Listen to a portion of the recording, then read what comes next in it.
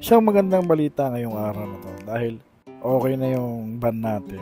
Meron na tayo uli pang gala. Pang bili-bili at pang akot ng mga piyesa natin. Bago tayo umalis, body check muna. May pagbabago. Paublong na yung mukha ko, paublong na yung tiyan ko. Kaya tara, samahan niyo ako sa day 86 ng daily vlog ko.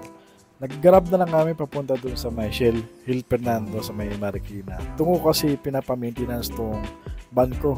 Dito rin kasi ako huling nagpa-PMS. Actually, wala naman talagang problema yung sasakyan ko eh. Problema lang yung nahulog yung oil filter.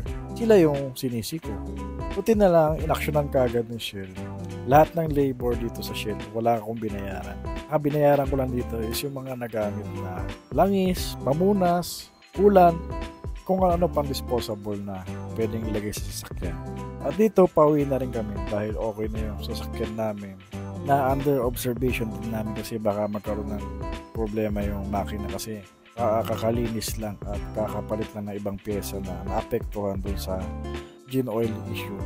At pag uwi pala namin, pinabalot ko na kala airpot at puro tong arcade unit na papuntang Palawan. Na kinabukasan, pwede nito for delivery. At kami naman ni Bunso, dahil hindi ako solo mode ngayon, kasama ko si Bunso mag-gym. Kasi ngayon wala pa naman siyang pasok, kaya kung gusto niya rin kasi magpapayat din, diet din daw siya. Anyway, sando lang tayo, papunta ng gym. This is the first time na nagsando ako. So, labas yung mga braso natin na buhok natin sa kilikili. Late nga pala ako, hindi ako naabutan ni coach dito sa gym. Kaya sabi ko, schedule na lang namin yung session namin. Bukas na lang uli kami mag-conduction.